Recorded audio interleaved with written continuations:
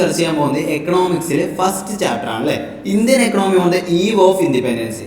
ഇന്ത്യക്ക് സ്വാതന്ത്ര്യം കിട്ടുന്ന ആ സമയത്ത് ഇന്ത്യയുടെ സാമ്പത്തിക അവസ്ഥ എന്തായിരുന്നു, അല്ലെങ്കിൽ ആ ഒരു സ്വാതന്ത്ര്യം കിട്ടുന്നതിന് മുന്നേ ഇന്ത്യയുടെ സാമ്പത്തിക സ്ഥിതി എന്തായിരുന്നു എന്നുള്ളതാണ് ഈ ചാപ്റ്ററിൽ നമ്മൾ നോക്കാൻ പോകുന്നത്. പ്രധാനമായിട്ടും 8 മെയിൻ ഹെഡ്ലൈൻസ് ആണ് ഇതിൽ വരുന്നത്. അതിൽ പ്രധാനമായിട്ടും 4 ഹെഡ്ലൈൻസ് ആണ് ഇമ്പോർട്ടൻ്റ് ആയിട്ട് ക്വസ്റ്റ്യൻസ് വരുന്നതായിട്ട് കാണാറുള്ളത്. ഓക്കെ, അപ്പോൾ നമുക്ക് ഓരോന്നായിട്ട് നോക്കാം. ഒന്നാമത് പ്രീ ബ്രിട്ടീഷ് എക്കണോമി, അതായത് ബ്രിട്ടീഷുകാർ ഇന്ത്യയിലേക്ക് വരുന്നതിന് മുന്നേ ആ സമയത്ത് എന്തായിരുന്നു, ഇന്ത്യക്ക് വ്യക്തമായിട്ടുള്ള ഒരു ഇൻഡിപെൻഡൻ്റ് ആയിട്ടുള്ള ഒരു എക്കണോമിക് സിസ്റ്റം ഉണ്ടായിരുന്നു അല്ലേ. ആ സമയത്ത് നമ്മുടെ മെയിൻ ആയിട്ടുള്ള ഒരു ലൈവ്ലിഹുഡ് എന്ന് പറയുന്നത് കൃഷിയായിരുന്നു, അഗ്രികൾച്ചർ ആയിരുന്നു അല്ലേ. ആ സമയത്ത് നമ്മുടെ വ്യവസായ മേഖലയിൽ നോക്കാം, നമുക്ക് ഹാൻഡിക്രാഫ്റ്റ് ഇൻഡസ്ട്രി നമുക്ക് വലിയൊരു ഉയർച്ചയിൽ നിൽക്കുന്ന സമയമായിരുന്നു. അതായത് നമ്മുടെ കരകൗശല വസ്തുക്കളുടെ ഒരു ശേഖരം തന്നെ നമുക്ക് ഇന്ത്യയിൽ ഉണ്ടായിരുന്നു എന്നാണ് പറയുന്നത്. ഓക്കെ, നെക്സ്റ്റ് നോക്കുന്നത് എക്കണോമി ഡ്യൂറിങ് കൊളോണിയൽ റൂൾ. ബ്രിട്ടീഷുകാർ ഇന്ത്യയിൽ വന്നതിന് ശേഷം ഇന്ത്യയുടെ എക്കണോമിയിൽ എന്താണ് മാറ്റം സംഭവിച്ചതെന്നാണ് പറയുന്നത്. ബ്രിട്ടീഷുകാർ ഇന്ത്യയിൽ വന്നതിന് ശേഷം അവർ മെയിനായിട്ട് ഫോക്കസ് ചെയ്തിട്ടുണ്ടായിരുന്നത് ബ്രിട്ടീഷുകാരുടെ ഉന്നമനത്തിന് വേണ്ടിയിട്ടുള്ള കാര്യങ്ങളായിരുന്നു, അല്ലാതെ ഇന്ത്യയെ ഡെവലപ്പ് ചെയ്യാൻ വേണ്ടിയിട്ടായിരുന്നോ? അല്ല. ബ്രിട്ടീഷുകാർ ഇന്ത്യയിൽ വരുമ്പോൾ അവർക്ക് പ്രധാനമായിട്ടും 2 ലക്ഷ്യങ്ങളാണ് ഉണ്ടായത്. 2 കാര്യങ്ങളാണ് മെയിനായിട്ട് അവർ ഇന്ത്യയിൽ ചെയ്തിട്ടുണ്ടായിരുന്നത്. ഒന്നാമത്തെ കാര്യം എന്താണെന്ന് വെച്ചാൽ India become a supplier of raw materials. ഇന്ത്യയെ എന്താക്കി മാറ്റി? Supplier of a raw materials. അതായത് ബ്രിട്ടീഷുകാർക്ക് ഉണ്ടാക്കാൻ വേണ്ടിയിട്ടുള്ള പ്രൊഡക്റ്റുകളുടെ അസംസ്കൃത വസ്തുക്കൾ ഉൽപ്പാദിപ്പിക്കാനുള്ള സ്പോട്ടായിട്ട് ഇന്ത്യയെ കണ്ടുവന്നതാണ്. രണ്ടാമതെന്ന് പറയുന്നത് കൺസ്യൂമർ ഓഫ് ബ്രിട്ടീഷ് പ്രൊഡക്ട്സ്. ഈ അസംസ്കൃത വസ്തുക്കൾ അവർ ബ്രിട്ടനിലേക്ക് കയറ്റുമതി ചെയ്യുന്നു, അവിടുന്ന് ഫിനിഷ്ഡ് ഗുഡ്സ് ആക്കുന്നു, അത് വിൽക്കാനുള്ള ഒരു മാർക്കറ്റായിട്ട് ഇന്ത്യയെ കണ്ടു എന്നുള്ളതാണ് പറയുന്നത്. Next, the colonial government never seriously estimate India's national income and per capita income. എന്ത് ചെയ്തിട്ടുണ്ടായിരുന്നില്ല, ബ്രിട്ടീഷുകാർ ഇന്ത്യയുടെ ദേശീയ വരുമാനം അതുപോലെ പെർ ക്യാപിറ്റ ഇൻകം മെഷർ ചെയ്യാൻ വേണ്ടിയിട്ട് അവർ മുന്നോട്ട് വന്നിട്ടുണ്ടായിരുന്നില്ല എന്ന് പറയുന്നത്. പിന്നെയും ആ മെഷർമെന്റ് നടത്തിയത് ആരായിരുന്നു? Dadabhai Naoroji, William Digby, Findlay Shirras, VK RV Rao and RC Desai. ഇതിൽ ഒന്നുകൂടി അക്യുറേറ്റ് ആയിട്ടുള്ള, ഒന്നുകൂടി സിഗ്നിഫിക്കൻ്റ് ആയിട്ടുള്ള ഒരു മെഷർമെൻറ്റ് നടത്തിയത് ആരായിരുന്നു? VK RV Rao. അപ്പോൾ അത് ഇതിൽ ഒറ്റപ്പെട്ടത് ഏതെന്നുള്ളൊരു ക്വസ്റ്റ്യൻ നിങ്ങൾക്ക് പ്രതീക്ഷിക്കാം. നെക്സ്റ്റ് എന്ന് പറയുന്നത് അഗ്രികൾച്ചർ സെക്ടർ. കാർഷിക മേഖലയിൽ എന്താ സംഭവിച്ചു നോക്കുന്നത്? ബ്രിട്ടീഷുകാർ ഇന്ത്യയിൽ വന്നതിന് ശേഷം കാർഷിക മേഖലയിൽ വലിയൊരു സ്റ്റാഗ്നേഷൻ സംഭവിച്ചു, അഥവാ തകർച്ച സംഭവിച്ചു എന്നാണ് പറയുന്നത്. ഈ തകർച്ചയ്ക്കുള്ള കാരണങ്ങൾ എന്തൊക്കെയാണെന്ന് നോക്കാം. ഒന്നാമതെന്ന് പറയുന്നത് land settlement and revenue settlement. Okay, അതായത് ബ്രിട്ടീഷുകാർ ഇന്ത്യയിൽ വന്നതിന് ശേഷം എന്ത് ചെയ്തു? കർഷകരിൽ നിന്ന് നികുതി പിരിക്കാൻ തുടങ്ങിയില്ലേ. ഇതിനവരെന്ത് ചെയ്തിട്ടുണ്ടോ? ഒരു ജമീന്ദാരി സിസ്റ്റം കൊണ്ടുവന്നിട്ടുണ്ടായിരുന്നു. ജമീന്ദാരി സിസ്റ്റം എന്ന് പറഞ്ഞാൽ ബ്രിട്ടീഷുകാരും ഫാർമറും ഇവരിടയിൽ എന്ത് ചെയ്തു? ഒരു മിഡിൽ മാൻ വന്നു, അതാണ് ജമീന്ദാർമാർ. ഈ ജമീന്ദാർമാർക്ക് എന്ത് ചെയ്തിട്ടുണ്ടാവും? ഇവരുടെ ഭൂമിയിലാണ് കർഷകർ ജോലി ചെയ്യുക. ഈ കർഷകർ എന്ത് ചെയ്യണം? ജമീന്ദാർമാർക്ക് ടാക്സ് കൊടുക്കണം. ഈ ടാക്സ് അവരെന്ത് ചെയ്യും? ബ്രിട്ടീഷുകാർ കൊടുക്കും. ഈ കർഷകർക്ക് കൃഷിയിൽ ഉന്നമനം ഉണ്ടായോ നഷ്ടം ഉണ്ടായോ എന്നുള്ളതൊന്നും ജമീന്ദാർമാർക്ക് അറിയേണ്ട അവർക്ക് ആവശ്യമില്ല. അവർ കൃത്യമായിട്ട് ടാക്സ് അടച്ചുകൊണ്ടിരിക്കണം. ഇതെന്ത് ചെയ്തു? കർഷകരെ കടക്കണിയിലേക്ക് എത്തുകയും ഇത് കാർഷിക മേഖലയിൽ ഒരു തകർച്ച ഉണ്ടാവാൻ കാരണമായി. മറ്റൊരു കാരണം ലോ ലെവൽ ഓഫ് ടെക്നോളജി. നമ്മൾ ഇന്നത്തെ പോലത്തെ ട്രാക്ടർ പോലത്തെ ടെക്നോളജീസ് ഒന്നും ഇല്ലാത്തതുകൊണ്ട് അതും തകർച്ചയ്ക്ക് കാരണമായി. മറ്റൊരു കാരണം ലാക്ക് ഓഫ് ഇറിഗേഷൻ ഫെസിലിറ്റീസ്. വേണ്ട രീതിയിലുള്ള ജലസേചന സൗകര്യങ്ങൾ ഇല്ലാത്തത് ഈ ഒരു തകർച്ചയ്ക്ക് കാരണമായി. Less use of fertiliser. എന്താണ്? രാസവളങ്ങളുടെ അപര്യാപ്ത. വേണ്ട രീതിയിലുള്ള രാസവളങ്ങൾ ഉപയോഗിക്കാൻ പറ്റാത്തതും എന്ത് ചെയ്തിട്ടുണ്ടായിരുന്നു? ഈ കാർഷിക മേഖലയിൽ ഒരു തകർച്ച ഉണ്ടാകാൻ കാരണമായി. മറ്റൊരു പ്രധാനപ്പെട്ട പോയിന്റാണ് കൊമേഴ്ഷ്യലൈസേഷൻ ഓഫ് അഗ്രികൾച്ചർ. ഫാർമേഴ്സൊക്കെ എന്തായി ഉണ്ടായിരുന്നു? ഫുഡ് ക്രോപ്സിൽ നിന്നും ക്യാഷ് ക്രോപ്സിലേക്ക് മാറാൻ തുടങ്ങിയിട്ടുണ്ടായിരുന്നു. അപ്പോൾ എന്തായി? നമുക്ക് വേണ്ട ഫുഡ് ക്രോപ്സ്, അതായത് നമുക്ക് വേണ്ട ഭക്ഷ്യധാന്യങ്ങൾ നമ്മൾ കൃഷി ചെയ്യാത്തതുകൊണ്ട് നമുക്ക് വേണ്ട ഭക്ഷണങ്ങൾ നമുക്ക് തന്നെ ക്രിയേറ്റ് ചെയ്യാൻ പറ്റാതിരിക്കുകയും നമ്മൾ അതിന് വേണ്ടിയിട്ട് മറ്റു രാജ്യങ്ങളെ ഡിപ്പെൻഡ് ചെയ്യേണ്ട ഒരു അവസ്ഥ വന്നു. ഇതും എന്ത് ചെയ്യുന്നുണ്ടോ? കാർഷിക മേഖലയിൽ തകർച്ച ഉണ്ടാക്കാൻ കാരണമായി എന്നുള്ളതാണ് പറഞ്ഞത്. നെക്സ്റ്റ് പറഞ്ഞത് ഇൻഡസ്ട്രിയൽ സെക്ടർ. വ്യവസായിക മേഖലയിൽ എന്തൊക്കെ കാര്യങ്ങളാണ് സംഭവിച്ചിട്ടുണ്ടായിരുന്നു നോക്കാം. നമ്മൾ നേരത്തെ മുന്നേ പറഞ്ഞ പോയിന്റ് തന്നെയാണ് മെയിനായിട്ട് നോക്കേണ്ടത്. ഇൻഡസ്ട്രിയൽ മേഖലയിൽ പ്രധാനമായിട്ടും വന്ന മാറ്റം എന്ന് പറയുന്നത് ബ്രിട്ടീഷുകാരെന്ത് ചെയ്തു? ഇന്ത്യയെ അവർക്ക് വേണ്ട പ്രൊഡക്റ്റുകൾ ഉണ്ടാക്കാൻ വേണ്ടിയുള്ള റോ മെറ്റീരിയൽസ് ഉണ്ടാക്കാനുള്ള മേഖലയായിട്ടും അതുപോലെ അവരുണ്ടാക്കിയിട്ടുള്ള പ്രൊഡക്റ്റ് ഫിനിഷ്ഡ് ഗുഡ്സ് വിൽക്കാനുള്ള ഒരു മാർക്കറ്റായിട്ടും ഇന്ത്യയെ കണ്ടു എന്നുള്ളതാണ്. അതുകൊണ്ട് തന്നെ നമ്മൾ പറഞ്ഞ വ്യവസായിക മേഖലയിൽ നമുക്കൊരു വലിയൊരു പോയിന്റ് ആയിട്ടുണ്ടായിരുന്ന ഹാൻഡിക്രാഫ്റ്റ് പ്രൊഡക്ട്സ് അല്ലേ, കരകൗശല വസ്തുക്കൾക്ക് വലിയൊരു തകർച്ച സംഭവിച്ചു എന്ന് പറയുന്നത്. ആ ഒരു ഇൻഡസ്ട്രിക്ക്, ആ ഒരു വ്യവസായ മേഖലയ്ക്ക്, കരകൗശല വ്യവസായിക മേഖലയ്ക്ക് ഒരു തകർച്ച സംഭവിച്ചു എന്ന് പറയുന്നത്. കാരണം എന്താണെന്ന് വെച്ചാൽ ഈ കരകൗശല വസ്തുക്കൾ ആളുകൾ കൈകൊണ്ട് ഉണ്ടാക്കുന്നത് കൊണ്ടായതുകൊണ്ട് തന്നെ അവർക്ക് കൂടുതൽ സമയം കൊണ്ട് കുറച്ച് പ്രൊഡക്റ്റേ ഉണ്ടാക്കാൻ കഴിയുള്ളൂ. അതുകൊണ്ട് തന്നെ ഇതിന് വില കൂടുതലായിരിക്കും. ഇതേ പ്രൊഡക്റ്റ് ബ്രിട്ടീഷുകാർ എന്ത് ചെയ്തു? മെഷീനറീസ് വെച്ചിട്ട് കുറച്ച് സമയം കൊണ്ട് കൂടുതൽ പ്രൊഡക്റ്റ് ഉണ്ടാക്കുകയും അത് വില കുറച്ചിട്ട് ഇന്ത്യൻ മാർക്കറ്റിൽ എത്തുകയും ചെയ്തു.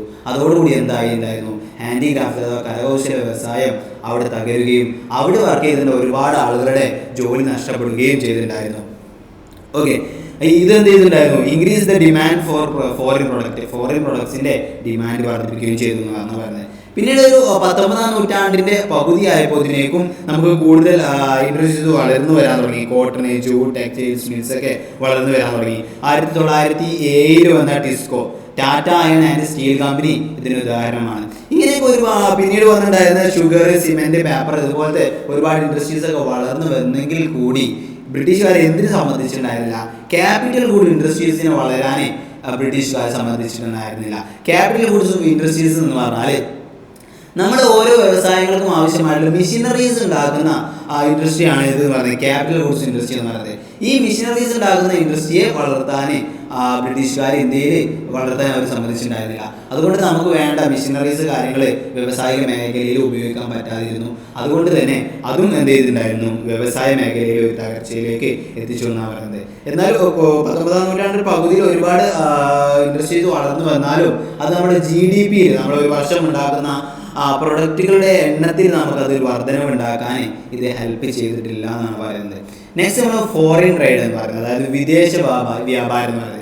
ഇന്ത്യയുടെ വിദേശ വ്യാപാരത്തിൻ്റെ ബ്രിട്ടീഷുകാരുടെ സമയത്ത് ഇന്ത്യയുടെ വിദേശ വ്യാപാരത്തിൻ്റെ കേസ് പറയുകയാണെന്നുണ്ടെങ്കിൽ നമ്മുടെ പകുതിയോളം വ്യാപാരം പോയിട്ടുണ്ടായിരുന്നത് എങ്ങോട്ടാണ്? ബ്രിട്ടനിലേക്കാണ് പോയിട്ടുണ്ടായിരുന്നത്. നമ്മൾ നേരത്തെ പറഞ്ഞില്ലേ, നമ്മുടെ ഇമ്പോർട്ടും എക്സ്പോർട്ടിലെ നമ്മുടെ ഇമ്പോർട്ട് കൂടുതലായിട്ട് എവിടെ നടക്കുന്നത്? ബ്രിട്ടീഷുകാരുടെ ഫിനിഷ്ഡ് ഗുഡ്സ് ഇവിടെ വിൽക്കാൻ വേണ്ടി അവർ നമ്മളെ മാറ്റി നടന്നു. അപ്പോൾ നമ്മൾ കൂടുതൽ ഇമ്പോർട്ട് എവിടെ നിന്നാണ് വരുന്നത്? ബ്രിട്ടനിൽ നിന്ന്. അതുപോലെ നമ്മുടെ റോ മെറ്റീരിയൽസ് ഒക്കെ കൂടുതലായിട്ട് എടുക്കാൻ പോകുന്നത് ബ്രിട്ടനിലേക്ക്. അതുകൊണ്ട് നമ്മളുടെ ഈ ഒരു വിദേശ വ്യാപാരം കൂടുതലായിട്ടും ബ്രിട്ടനിലേക്ക് തന്നെ ചുരുങ്ങുകയുണ്ടായി എന്നുള്ളതാണ് പറയുന്നത്.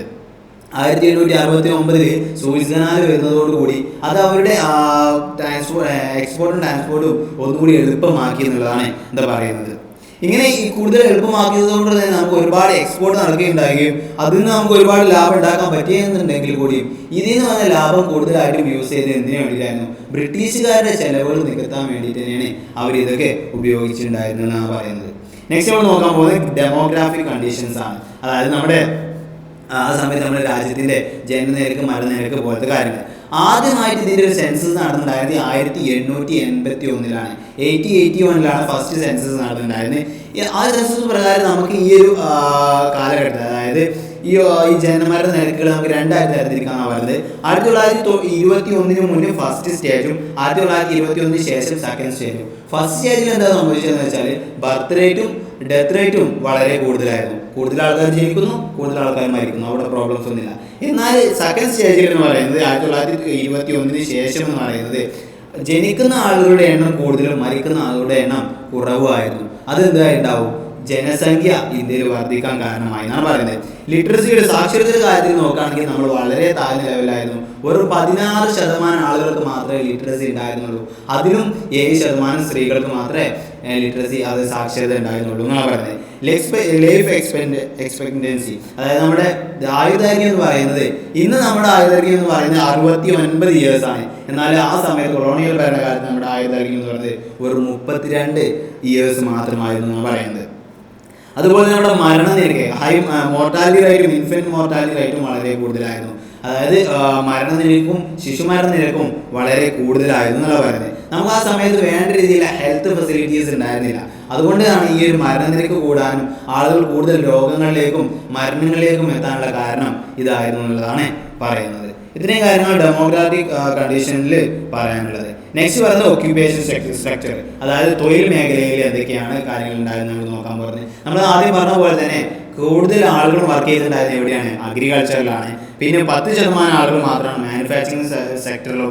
സർവീസ് സെക്ടറിൽ ഒരു 15 to 20% ആളുകളാണ് വർക്ക് ചെയ്തിട്ടുണ്ടായിരുന്നത്. ഇനി നമ്മൾ ലാസ്റ്റ് പോയിന്റാണ്, ഇമ്പോർട്ടൻറ്റ് പോയിന്റാണ് ഇൻഫ്രാസ്ട്രക്ചർ എന്ന് പറയുന്നത്. ഓക്കെ, ബ്രിട്ടീഷുകാർ ഇന്ത്യയിൽ വന്നിട്ട് നമുക്ക് ഒരുപാട് ഇൻഫ്രാസ്ട്രക്ചേഴ്സ് മേഖലകൾ നമുക്ക് ഉണ്ടാക്കി തന്നിട്ടുണ്ട് അല്ലേ? റെയിൽവേ, റോഡ്, ജലഗതാഗതം, ഇങ്ങനെ ഒരുപാട് ഫെസിലിറ്റീസ് നമുക്ക് ഉണ്ടാക്കി തന്നിട്ടുണ്ടെങ്കിലും ഇതൊക്കെ അവർ ഫോക്കസ് ചെയ്ത് തന്നിട്ടുണ്ടായിരുന്നു. അവരുടെ വാണിജ്യവും അവരുടെ ഭരണവും എളുപ്പമാക്കാൻ വേണ്ടിയിട്ടായിരുന്നു അവർ ഈ ഇൻഫ്രാസ്ട്രക്ചേഴ്സ് ഒക്കെ കൊണ്ടുവന്നിട്ടുണ്ടായിരുന്നു എന്ന് പറയുന്നത്. നമുക്ക് ഓരോന്നായിട്ട് നോക്കാം. ഫസ്റ്റ് നമ്മൾ പറയുന്നത് റോഡ് മേഖല, അതായത് ഗതാഗതത്തിന് വേണ്ടി ഉണ്ടാക്കിയ റോഡുകൾ. ഇത് അവർ മെയിനായിട്ട് ഉണ്ടാക്കി എന്തിനാന്ന് വെച്ചാൽ ബ്രിട്ടീഷുകാരുടെ ആർമി, അതായത് അവരുടെ സൈന്യത്തിൻ്റെ ഗതാഗതം എളുപ്പമാക്കാൻ വേണ്ടിയിട്ടായിരുന്നു ഒന്നാമത്തെ കാര്യം. പിന്നെ അവരുണ്ടാക്കിയത് റോ മെറ്റീരിയൽസിൻ്റെ ട്രാൻസ്ഫോർമേഷൻ എളുപ്പമാക്കാൻ വേണ്ടി. നമ്മൾ പറഞ്ഞു ഇന്ത്യയിൽ നിന്ന് ഒരുപാട് റോ മെറ്റീരിയൽസ് ബ്രിട്ടനിലേക്ക് കയറ്റുമതി ചെയ്യേണ്ടായിരുന്നു അല്ലേ. അപ്പോൾ അത് റെയിൽവേ സ്റ്റേഷനിലേക്കും പോർട്ടുകളിലേക്കൊക്കെ എത്തിക്കാൻ വേണ്ടിയിട്ട് അതിന് വേണ്ട റോഡുകളാണ് അവർ കൂടുതലായിട്ട് ഉണ്ടാക്കിയിട്ടുണ്ടായിരുന്നത്. ഇതിൻ്റെ മറ്റൊരു പ്രോബ്ലം എന്താണെന്ന് വെച്ചാൽ there were no enough all weather roads എന്നാണ് പറഞ്ഞത്. അതായത് എല്ലാ കാലാവസ്ഥയിലും ഉപയോഗിക്കാൻ പറ്റിയിട്ടുണ്ടായിരുന്ന റോഡുകൾ അവർക്ക് ഉണ്ടാക്കാൻ പറ്റിയിട്ടുണ്ടായിരുന്നില്ല എന്നാണ് പറഞ്ഞത്. അതുകൊണ്ട് തന്നെ ഈ ഡിസാസ്റ്റേഴ്സും അതുപോലെ ക്ഷാമൊക്കെ ഉണ്ടാകുന്ന സമയത്ത് ഈ റോഡുകൾ ജനങ്ങൾക്ക് ഉപയോഗപ്രദമല്ലാത്ത രീതിയിലായിരുന്നു എന്നാണ് പറയുന്നത്. നെക്സ്റ്റ് നമ്മൾ പറയുന്നത് റെയിൽവേ. 1850 ആദ്യമായിട്ട് ഇന്ത്യയിൽ റെയിൽവേ വന്നിട്ടുണ്ടായിരുന്നത്. ഇതെന്ത് ചെയ്തിട്ടുണ്ടായിരുന്നു? ഒരു ലോങ് ഡിസ്റ്റൻസ് ട്രാവൽസിന്, അതായത് ഒരുപാട് ദൂരത്തേക്ക് ട്രാവൽ ചെയ്യാൻ ആളുകളെ ഹെൽപ്പ് ചെയ്തു എന്നാണ് പറയുന്നത്. അതുപോലെ തന്നെ ഇതെന്ത് ചെയ്യുന്നു? Cultural barriers. നമുക്കറിയാം ഇന്ത്യയിൽ ഒരുപാട് കൾച്ചറുകൾ ഉള്ളൊരു രാജ്യമാണല്ലേ. അപ്പോൾ മറ്റ് സംസ്ഥാനങ്ങളും മറ്റ് നാടുകളുടെയൊക്കെ കൾച്ചറുകൾ ഇവർക്ക് അറിയാനും ആ ഒരു ബാരിയർ നഷ്ടപ്പെടുത്താൻ ആ മറ്റു കൾച്ചറിനൊക്കെ എക്സ്പ്ലോർ ചെയ്യാനും ഈ റെയിൽവേ അവരെ ഹെൽപ്പ് ചെയ്തു എന്നുള്ളതാണ് പറയുന്നത്. പക്ഷേ ഈ റെയിൽവേൻ്റെ മറ്റൊരു പ്രോബ്ലം എന്താണെന്ന് വെച്ചാൽ നമ്മൾ നേരത്തെ പറഞ്ഞ പോലെ തന്നെ ഇതെന്ത് ചെയ്യുന്നുണ്ടോ?